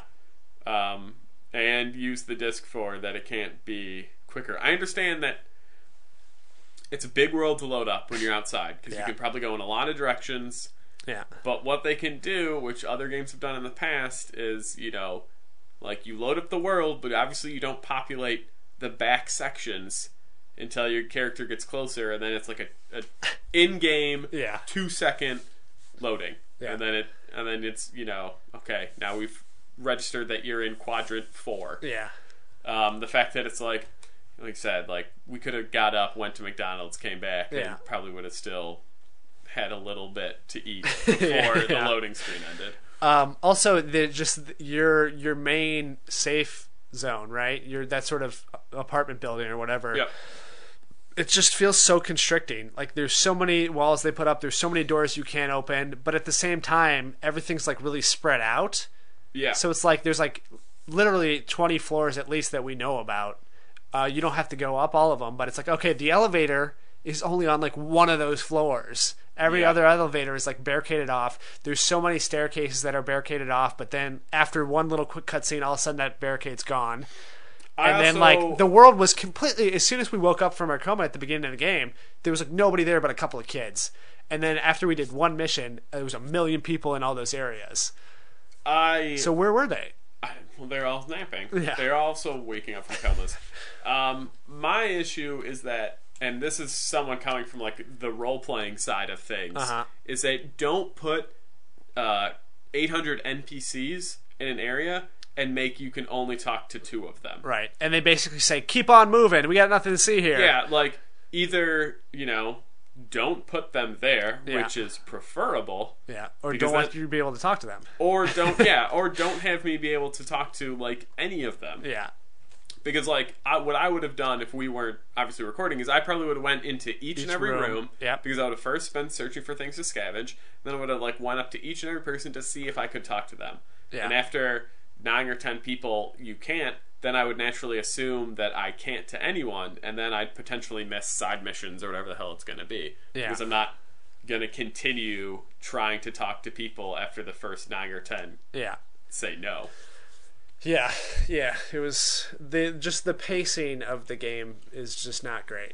Yeah, I mean, I think it's one of those games that you get what you put in. Yeah. Where it's like, if you just play this casually, you will not enjoy this game. I don't think if I was playing it casually, I don't think I'd ever get to the end. Yeah, that's what I'm saying. I don't think you'd enjoy this game. I don't think because you get in, you do a couple missions, that'd be it. If you really, like, I guess, put yourself in the world and you, like, love scavenging and, like, you really get a hold focus on, like, leveling up and finding collectibles and all that stuff. And playing with your friends, then you might have a good time. But to me, this is Borderlands / Dead Island 2.0, where it's just, like, it's a bunch of fetch quests that I don't care about. Right. It's a bunch of, like, random loot grabbing where, I gotta collect, like, metal pieces and duct tape, and I have to hoard everything, because you never know when a blueprint's gonna come along that's gonna need, 5 duct tapes. But also, like, we hit a wall pretty early on in the game where we couldn't carry more than, like, 4 items, and those were just weapons, but still, like... Yeah. We had barely scavenged one room, and it was, like, items full. Yeah. And it's like, well, in a game that has so many different possibilities and so many things to craft, you should be able to have almost unlimited, like, metal pieces. Yeah. I mean, I think it's like they're I don't want to use paywall because it's a bad example, but it's just like they're stopped to, like, you're going to want to level this up. Yeah. And so that's why they make one of the first things that you can upgrade is carrying more items. Yeah. It's like, that's usually so far down the upgrade list. You'd be like, it should be. I want to get stronger. I want to be able to run faster. And also, you shouldn't get to max item capacity when you're still level 1.5 in the game. Yeah. Yeah, I mean, again, like you said, it's not like we went random exploring and we found all this shit. It was like, the building next to the mission had a new pipe. So we're like, well, our other pipes keep breaking. Let's just keep getting these. And the next thing you know, it's just like, sorry, can't pick that up. Yeah, it's sort of a minor thing, but another thing that bothers me is the fact that your weapon takes damage every time you swing it, whether or not it makes contact with anything or you're just swinging it in the air for fun. Well, air, the resistance of air really destroys pipes. Yeah, I'm sure you get some moisture from there because you're in like a desert, like a tropic climate, and then it sort of starts to rust, and then that breaks apart the metal of the pipe, though it's a water pipe. I know I'm not a great geographer. Is that the right thing? I don't know what you're going to say. But where are we supposed to be? I don't know. I asked you that multiple times because I couldn't tell. Everybody's accent was has different. A different accent. Yeah, the main guy's got an Australian accent, not Troy Baker. Yeah. But your Breckenmeyer has an Australian accent. The boss, quote unquote. Yeah. Literally, quote unquote. Then obviously Troy Baker is very American. Yep. And then like the girl is supposed to be, who knows? But aren't they supposed to be brother and sister? Who? The girl. Well, no, the girl and Breckenmeyer aren't. It's the girl. The girl and the guy with the goggles that is sarcastic. They're supposed to be the whole brother time. and sister, right. but they have different accents. Yeah. I don't know. Yeah. Do you think it's just one guy that was trying to do all the characters and just did different accents for everyone? I think so. I feel like we're just tearing this game a new one. I know. It's certainly easy to tear the game apart while we're playing together. No matter if it was probably a great game, you'd find things to make fun of. Yeah. But I don't know. And this again, like you said, maybe it's just because we were playing together and it's like you said, so much easier to point out things that we don't like. But if this were to come out to 360 or if I was to get an Xbox One just from this 2-hour playthrough, I'd pass. Yeah. I'd pass on this game. Yeah. Pass hardcore on this game. Hardcore pass. But everyone else, every like rating thing loves it. Yeah, I mean it might get better. But I shouldn't have to play hours and hours before I get a glimpse of a decent game. Yeah. It does. I think it is kind of telling too that the most fun I had was playing in the tutorial as the zombie. Yeah. And just jumping around, slinging off of buildings, and grabbing guys with one hit. And because wrapping your tentacles around them and making them explode. That was because the movement was so fluid and responsive, and I didn't feel like a weak little bird. Yeah. Then that's why it. I mean, I understand they want to make the human weak because they don't want you just going into a pile of zombies. Yeah. And just taking a couple swings and clearing out an entire This isn't area. Dead Rising. Those games aren't any fun. Yeah, but at the same time, I don't know. The whole momentum thing, it's a nice add-on, but it's just too finicky. Yeah. I don't think they did parkour in a good enough way for it to be the focus of the game. No. Like I said, that ledge grab alone breaks it for me because there's so many times where like you're sprinting. At least for me, you were better at it than I was.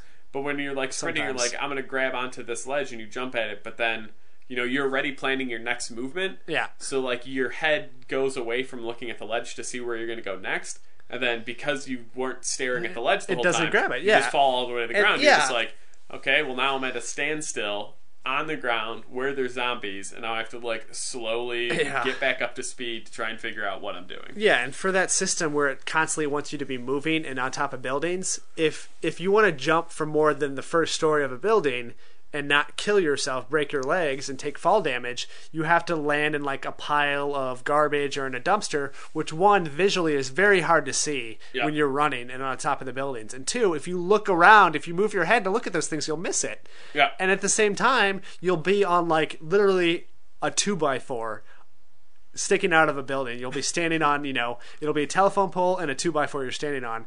And to jump off of it, you can't get to, like, there'll be, okay, there's a dumpster over there, but I can't get to it because I have no momentum. If I just straight jump and try to fall, I can't get there. I'll land short and kill myself. Mm-hmm. So it's just bad design, I guess. Yeah, I mean, maybe you'll get a superpower later on where you can web sling around like if the you zombies. Can, then that's great. And that'd make playing as it 10 times better. I mean, there's two sides to it. I guess there's the zombie fact where they want to make zombies scary that you run from. Uh-huh. But when I play zombie games, I want to kill zombies.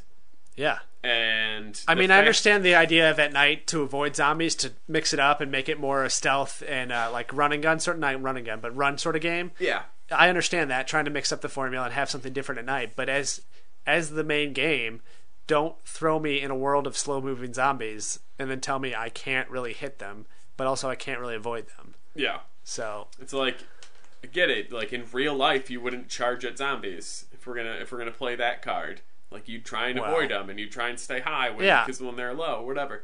But it's a zombie game. I want to take my baseball bat with nails in it. Yeah. And I want to faces. I want to duct tape a battery to the side of it, which electrifies the entire bat. Yeah. And stick it in somebody's face. I don't want to like hit a zombie just to free my arm and then run and cry and climb up a building and lockpick for 10 minutes. Yeah. slowly lockpick. Slow lockpicking. Also, again, a minor thing. If we hold the skip button I was going to bring that up. For a dialogue, skip the dialogue. Yeah. Not just the one line that the character's saying. So, at the very end of our playthrough... Clearly, I don't care about any of it if I'm just going to skip, it's not because I wanted to skip the last couple of syllables of this sentence. It's because I wanted to skip this entire, dialogue thing. But yeah, I mean, I pushed it dozen times just to get through that one conversation. Yeah. Because it kept just going to the end of the line instead of skipping the entire thing. Yep. That's super frustrating. Because if you're going to put the feature into skip, which I think games should have, especially if games that you want people to play more than once, because there's different modes or difficulties or all that stuff, be able to skip the whole thing. Yeah. It shouldn't just be that one line and plus it's a hold. It's not a hit. Yeah. So it's like you have to hold. So while it's holding, obviously the dialogue's still happening. Talking. Yeah. So it's like, you cut off 2 words. Yeah, words, if you're lucky. And then so it's like, hey Tim, how you? Hi Tim. It's yeah. Like, okay, yeah. You should go up and get this. It's like, okay, I'm not skipping any time at this point. Yeah. I'm saving myself a grand total of 5 seconds. Yeah. And like this is another small thing. I guess we keep saying that about everything. Just assume every criticism we have is a small thing. We understand that these are nitpicky things. Yeah. But the achievements that we unlocked while we played, I think we only unlocked 3. Yeah, I believe so. And once again, that goes in the whole like progression of the game. Like I felt like we weren't getting enough out of the amount of time we were playing. And like to get only 3 achievements, and they're all like 5-point achievements for doing very basic things. But at the same time, we weren't getting achievements when we were like picking up collectibles. The first collectible of each of these categories we didn't get an achievement for, or even like lockpicking or all these things that I felt like, hey, you should be giving me achievements right now, even if I then don't get achievements for these things until I've gotten all of them. Like, give me something right now. Yeah, don't make me feel like, why am I doing this? Like, I scaled to the top of the crane and I got that flag and then nothing happened. It's like, well, I'm not going to look for these stupid flags then. Yeah, I feel like we're just so used to games that are that reward you incrementally. Yeah. On those things, so you want like on the first ones, like congratulations, you found a flag. Yeah. And then let's say there's 100, right? Right. And then at 50, you'd be like halfway there, and then one at 100. But to like only have the one at 100 is kind of frustrating because you're just like, yeah, like you said, like I'm not gonna look for these until I pull up a guide and I go systematically through 1 through 100. And it's like also too like I don't know because you don't always get achievements for every pickup in a game and any collectible. So when I picked up a flag and I didn't get an achievement, I was like, oh well, maybe this is just one of the random fun ones or something, or maybe they're a boost for something else. Maybe it's not a collectible, so I'm not gonna look for them. Like, give me some motivation here. Well, yeah, and I felt, especially like you said, like the lockpicking one, we did a lot of lockpicking. Yeah. We spent, I would say, half the time playing the lockpick minigame. Yeah. And I understand that there's probably a gazillion crates out there with lockpicks. Yeah, because I'm sure they keep respawning on their own and stuff, yeah. But, like, maybe just do, like, completed, like, 1 without breaking a pick, which we did. Yeah. Or complete 5 lockpicks or something like that. Because none of them were marked easy. They were all marked medium. Yeah. So it was like, we did, like, 5 or 10. First of all, the items always sucked when we got in there. It's like, here's some coffee grounds. Like, fucking fantastic. I don't care. Yeah, like, and here's a weapon that's weaker than what you have, which is a wrench. I wasted 3 lockpicks. Yeah. Give me, like, something like a cool baseball bat. Yeah, it doesn't have to be like electrified, Poseidon's trident. I don't need that, but also give me the chance to force the lock open. You know what I mean? Try to keep the pace going a little bit better. Give me the chance to just muscle this thing open, which even Fallout had, which is force lock. Like you only had a small chance of doing it, and if you messed up, then you couldn't get in. But I feel like that's fine for this type of game. Yeah, especially if they're like you said, there's zombies on you or something. There's.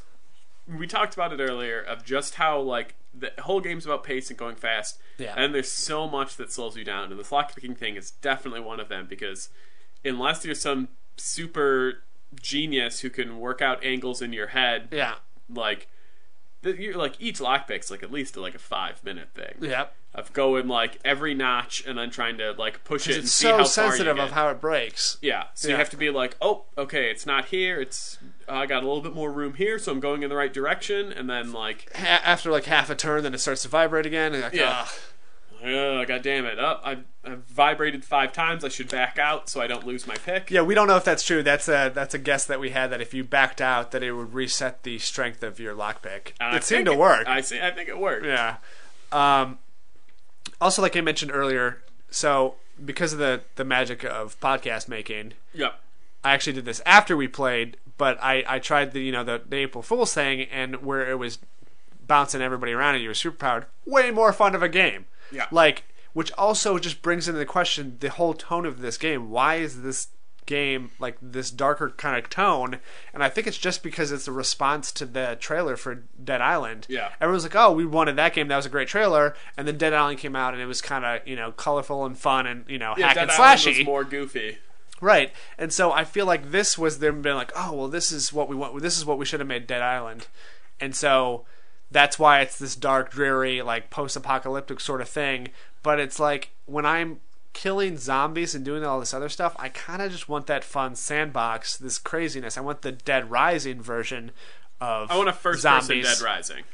That's what you want. You're like, I want there to be a gazillion zombies and know that it would be suicidal to run in there. Right. But I want to run in there with a baseball bat, swinging wildly. Yeah. Connect half the time and just knock zombies to the ground. Yeah, and like it seemed like that little montage it gave us, that little video after we played, it was kind of like that. Like, it gets kind of crazier and it's more explosions, all that stuff. So if that's the case, if they even know that's more fun and that's where the gameplay is going, why do we have to sit through this 2-hour prologue of sadness? Yeah, I mean, I hear that, not for this game specifically, but there's other games where people are always just like, it gets good at point X. And it's always some crazy distant future. It's always like, you gotta 100 hours in, guys. You gotta play to the 10th hour. Yeah. Like, no, like, games can't do that. Games can make something better at hour 10. Right. But the base has to be there. You can't be like, oh, it sucks until you play 10 full hours. Yeah. And then it kind of gets fun, because then you get an electric weapon that breaks after 3 hits. Yeah. Like, no, like, I'm not going to play 10 hours to get that far. Right.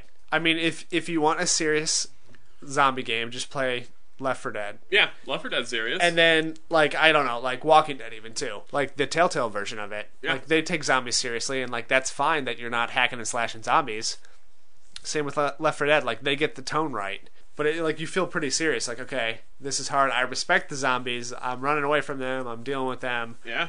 Hell, you play Red Dead Redemption's DLC, the zombie version. Right, like, the Undead. Yeah. Undead Nightmare. Like, there's so many... I mean, I guess this is just my issue with the game, is that there's so many other zombie things that have done it better. Uh-huh. And games that are even in the same vein, like Dead Island, that I just found more enjoyable than this. That's just like, I don't want to play this. I don't want to play super gritty, super down to earth, regular Joe can't kill a zombie mode when there's 500 other games where I can feel like a superhero against zombies. Yeah.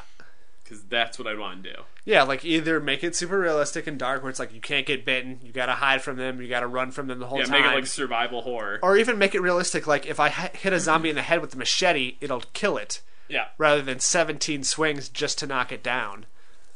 Like, And that's then not realistic. I have to keep kicking it on the ground. I guess if I ever do end up playing this full game, You will. You have an uncompleted Xbox One well, game. it's on my other profile. Oh, that's right. I forgot. We signed out. Yeah, so if I get far enough in the game, I'll have you come back and we'll try to do, Fun things. like, we'll get a more of a final impression. Be like, okay, this is 15 hours into the game, or however long it is, and then we'll try to play the end together and see if our opinions have changed. Obviously, I'm going to have a different opinion because I've been playing the whole time. Yeah, but yeah. I want to see, like, your impression of it. Yeah, this I sort mean, of like, this sort of end game. You said we definitely saw the beginning. Yeah. If I see middle, Yeah, I can do that too. I'm not saying we need to break it up into 3, but if I see, like you said, like beginning, let's say the game's whatever 40 hours long, which is way longer than it should be. Yeah. I watched the first 2, so if I get somewhere like between hour 15 and 40, just to kind of see like what a quote unquote more leveled up player can do, Yeah. then that's all I need. Yeah. Like, I don't necessarily need to see hours 38 through 40. I have a huge doubt that I'm going to be like, oh, you got to play this whole game because the story's awesome. Yeah, no, I know that won't be the case. Yeah. And the sad thing is like, before we played this game, I'd keep seeing it on like Steam sales. Yeah. I'd be like, maybe I'll get it. Yeah. Maybe I'll get it. I was excited for the game. But then, playing it now, I'm just like, maybe I'll get it when it's like $6. Yeah. Maybe when it's, one of those games that I can buy and then just forget in my library forever. Yep. I will say, though, I did enjoy doing this, playing a game together for the first time, first impressions together. So if you want to, when Mortal Kombat comes out, if you want to do that, I think that would be a fun game to try it on. Done. I guarantee you that for Mortal Kombat, there'll be less negative things to say. Yeah. At least from my end, even if I don't like it as much, I'll just hide it inside. Well, no, because for me, a fighting game on day one, I can't do negative things because it's a skill thing. Yeah. Where it's just like, okay, maybe this is good once I've played it enough to learn things. Like combos and all that stuff. Yeah. So, like, obviously, I'm going to play it, I'm going to suck, and you're going to remember moves, and you're going to whoop my ass or whatever it's going to be, or we're going to play against the computer. And I'll be like, oh man, I'm dying a lot. But I can't take that as a negative because it's just like a fighting part game, of the game, you have to keep playing to get better. Dying Light, it's not like I have to mentally get better. I know all the controls, and it's just like the gameplay is a little bit more broken, where it's just like I have to stare at this ledge and I have to make sure that I don't stray. Yeah. So I can grab it. Yeah, that's another point that we didn't bring up is when you die, you lose experience points and you lose, points in different categories. So, I mean, I always say that I like when games sort of punish you for death, even if it's minor. But in a game that's so hard to control and that's supposed to be runny, actiony, don't then penalize somebody because they slipped and missed a ledge. Especially when you make the character so weak to begin with. Yeah, it's hard, though, where's that balance, though? Because if they didn't make any negative aspects for when you die, then I feel like people would attack it where it's just like, I'm just going to run through this. But I feel like losing experience points... Yeah, losing experience points is not bad, great. But especially if you're in a hard section or something you can't pass. They could do it where like, you lose, money. Just lose progress, lose money, yeah. Like, wake up and it's like 8 hours later, so if you are doing a mission, you got to start it from the beginning or something. I don't know. Yeah, they could do that. Start the mission over and you lose, 10% of how much money you have. Yeah. Because you don't find a lot of it, and it requires a lot of scavenging. Yeah. So if you want to be stupid and you want to try and do all these crazy jumps and run through zombies, then know that you're going to go from whatever $200 that you have to, $100. Yeah. And I feel like, okay, maybe if you died by zombie attacks, zombies biting you, maybe you can lose XP that way. But if you just die because you missed a ledge, that's kind of frustrating. Yeah. All right. I think we've talked about this enough. Okay. All right. That was an episode. Yes. Again, a completed episode. Yep. This is the part where we sign off. Yep. And we give you all of our stats. I have 10 strength, 5 dexterity. Yeah. 17 urine. 17 urine. That's a high. I that's know. a good urine count that to is. have. 20's the max. Yeah. Nope. You can follow us on Twitter at NotFunPodcast. Our Gmail is thisisn'tfunnymorepodcast@gmail.com. Sometimes we Twitch things. Not very often, but still friend us on Twitch. Yep. And then we have a Facebook page. Like it. Maybe Yep. that'll eventually something will happen. Like everyone who likes it will win a prize. It's probably in the works. Yep. And then there's something else I'm forgetting, or no? Nah. Twitch, Twitter, website, Gmail. email. Yep. Boom. Oh wait, the website. This isn't funnymorepodcast.com. I have no evidence that people ever have been there. I went there once. Yeah. A spam bot used to go there all the time. Yeah, that was It's one of their favorite sites. I like your podcast. Would you like jeans? Yeah. Oh, Would okay. you like designer jeans all written in like the Russian alphabet? Yeah. Yeah. Yeah, follow us on Twitter, like us on Facebook, and next week we probably will have a guest again. So, yeah. Also, if you feel like helping us out for the next time we play the games, so if you have any trivia or back cover games you want to send us, those would be super helpful. Yep. Also, if you want to write in a sign off for us, that could help us too. Yeah. Or silly sign offs to do. if you want to give us 3 random words for a 3-word pitch. Ooh. Yeah. I mean, that technically that works because we won't know them in advance. Yeah. So, Good call. Maybe you want to do Leonard, Malton, and then movie guide. Yeah. If you want to have I feel like you looked around the room, and by look around I mean you looked at one place in the room. Yep, Leonard Malton's movie guide book. Yeah. Which I already got a great game. Yeah. He reviews movies and then his head explodes. There is a Leonard Maltin game where you read the review and people try to guess what movie it is. Oh, it's fun. Yeah. Fun game. It's coming to Xbox Live soon. Yeah. Anyways, I guess that's all right. I don't have a sign off though. I'm trying to think of something. No, we didn't say anything funny. Nope, that was a very unfunny episode. I can tell you that right now. Yeah, I wouldn't even listen to it again if I had to. Yeah.